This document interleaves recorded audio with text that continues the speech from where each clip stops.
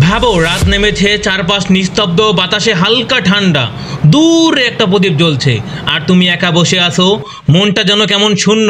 ঠিক তখন কেউ এসে বসে পড়ে তোমার পাশে, শান্ত কণ্ঠে বলে, শোনো একটা গল্প বলি। এই গল্প কোনো রাজকুমারীর না, কোনো যুদ্ধের না, এটা সেই এক মানুষের গল্প যে অন্ধকারের মধ্যে থেকেও আলো ছড়াতে জানতো। যে লোকটা কখনো সোনা রত্ন চায়নি, শুধু চাইতো মানুষ যেন আবার ভালো হয়ে যায়। তুমি হয়তো ভাবছো এমন মানুষ এখন কোথায়? ঠিক আছে, আমি বলি। সেই মানুষ এসেছিল এমন এক সময় যখন পৃথিবী শান্ত ছিল না, লোকেরা মিথ্যা বলতো, শক্তিশালীরা দুর্বলদের পিষে ফেলতো, আর সত্য কথাটা যেন হারিয়ে গিয়েছিল ধুলোর নিচে। এই গল্প সেই এক দরবেশের যে বলেছিল, মানুষের রাজত্ব নয়, আসল রাজত্ব সেই একজনের হাতে যিনি চুপচাপ সব দেখেন। আজ থেকে প্রায় ৩৫০০ বছর আগে পৃথিবী আমাদের চিন্তার মতো সাজানো ছিল না। মানুষ নতুন নতুন সমুদ্রপথ পরীক্ষা করছিল, মরুভূমির বালিতে পথ খুঁজে ফিরছিল, পাহাড় বনের মধ্যে ছোট ছোট রাজ্য গড়ে উঠেছিল। শহরগুলো এখনকার মতো আলো ছায়া যান্ত্রিক নয়, রাত নামলে অন্ধকার মাথাচাড়া দিত, কেবল নক্ষত্র আর চাঁদের নরম আলোয় পথ দেখাতো। মানুষের জীবিকা পুরোপুরি প্রকৃতির উপর নির্ভরশীল। গম, যব, খেজুর, আঙ্গুর সবই মাঠেই। নদীর পানি ছিল সবচেয়ে মূল্যবান সম্পদ। কৃষকরা যখন সেচ করত, তার আকাশের দিকে তাকিয়ে আল্লাহর রহমতের বৃষ্টি চাইত। কিন্তু সমাজ ছিল বিভক্ত, একদিকে উর্বর জমি, অন্যদিকে বিরান মরুভূমি। একদিকে ধন সম্পদ, অন্যদিকে কন্দলিত দরিদ্রতা। অধিকাংশ মানুষ আল্লাহর একত্ব ভুলে মূর্তি পূজা করত। কেউ সূর্যকে পূজা, কেউ আগুনকে, কেউ নদী বা বৃক্ষকে। জ্যোতিষী ও জাদুঘরের কথা লোকেরা মানত। ন্যায় অনুভব দুর্বল, করুণা অকল্পনীয়। ব্যবসায় প্রতারণা, কর আর শোষণে কৃষকের মুখে ছিল মিথ্যা হাসি।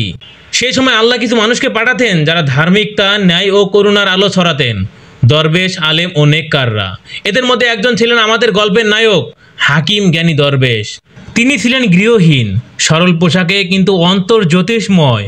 হাকিমের চেহারা শান্ত, কণ্ঠস্বর কোমল, চোখে গভীরতা।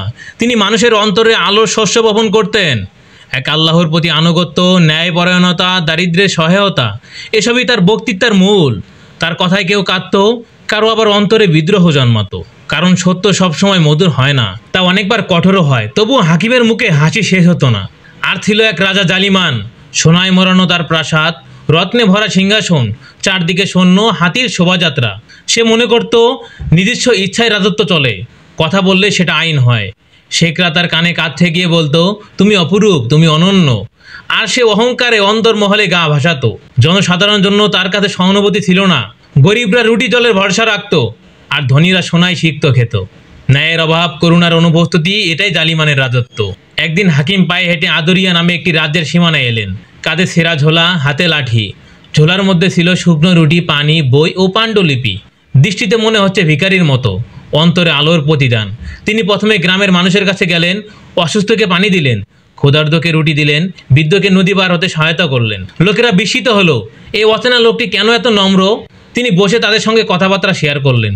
তোমরা আল্লাহকে ভুলে গিয়ে অন্যের ভয়ে বেঁচে থাকো, আল্লাহর কাছে আগে তওবা করো, নামাজ আদায়ের অভ্যাস করো, গরিবের অধিকার দাও। ধীরে ধীরে গ্রামের মানুষের অন্তরে আলো জাগলো। এই খবর যখন প্রাসাদে পৌঁছালো, রাজা জালিমানি ক্ষিপ্ত হলো, বলল, আমার রাজ্যে আমার কথার বাইরে আর কে উত্তর দিবে? হাকিমকে রাজা ডেকেছিল। দরবারে ঠাসা মানুষের ভিড়, প্রহরীরা হাকিমকে তল্লাশি করলো। ঝোলায় শুধু রুটি আর পানি। তা দেখে তারা হাসছিল, কিন্তু হাকিমের দৃষ্টিতে কোনো কম্পন নেই। তিনি বললেন, যাকে আল্লাহ রক্ষা করেন তার কোনো অনুমতির দরকার নেই। তিনি দরবারে প্রবেশ করলেন, রাজা সিংহাসনে, মুখে বিদ্রুপ। তুমি আমাকে কি শেখাবা? হাকিম সরলভাবে বললেন, হে রাজা, আসল রাজার নাম হলো আল্লাহ। তোমার বাহিনী মর্যাদা দিতে পারে, কিন্তু তোমাকে কবর থেকে ফিরিয়ে আনতে পারবে না।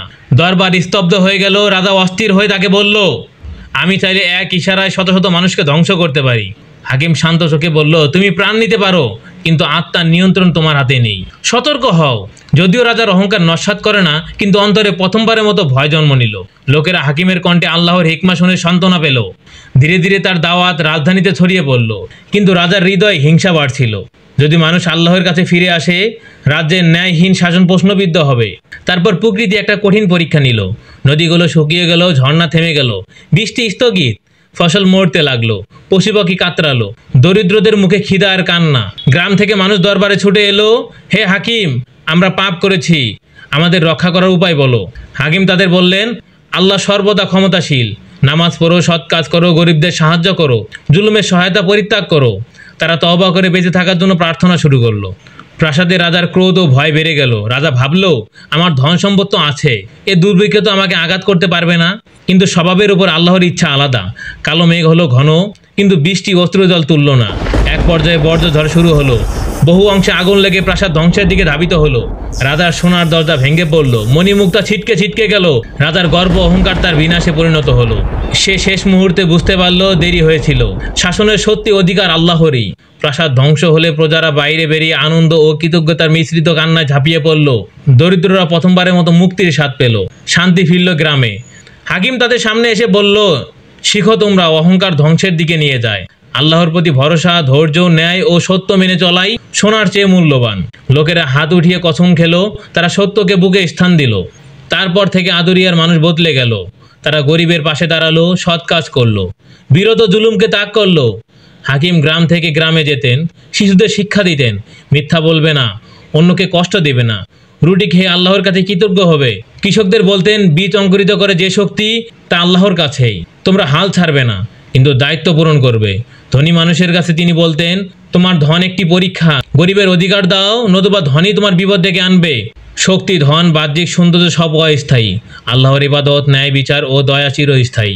যে মানুষ আল্লাহর প্রতি ভ্রুক্ষেপ রেখে ধৈর্য ধারণ করে, ন্যায় প্রতিষ্ঠা করে, গরিবের সাহায্য করে, আল্লাহ তার সহায় হয়। আর যে অহংকারে অন্ধ থাকে, সে ধ্বংসের মুখে যায়। শেষে হাকিম চলে গেলেন, ঠিক যেভাবে এসেছিলেন, নির্জনে লাঠি হাতে, লেখা গ্রন্থ আর রুটির খাজ নিয়ে। কিন্তু তার বাণী থেকে জন্মানো আলোর বিচ্ছুরণ আর ছড়িয়ে পড়ল প্রতিটা হৃৎপিণ্ডে। গ্রামের মাঠে শিশুরা খেলে উঠল, বৃদ্ধরা কাঁধে হাত রেখে হাসলো, নারী পুরুষ আল্লাহর কাছে মাথা নত করে শুকরিয়া জানালো। মানুষ বুঝলো, আসল রাজত্ব আল্লাহরই। এই গল্পটি কেবল অতীতের স্মৃতি নয়, এটি এখনো আমাদের সামনে মুখ তুলে দাঁড়িয়ে আছে। যদি তোমার অন্তর অন্ধকারে কাঁপে, চোখ খুলে দেখো, সত্য, ধৈর্য, ন্যায় এবং দয়া এগুলোই পথের আলো। যেখানে এই চারটি আছে, সেখানে হাকিমের মতো দরবেশ কেবল একটি নামই নয়, জীবনের বাস্তব রূপ।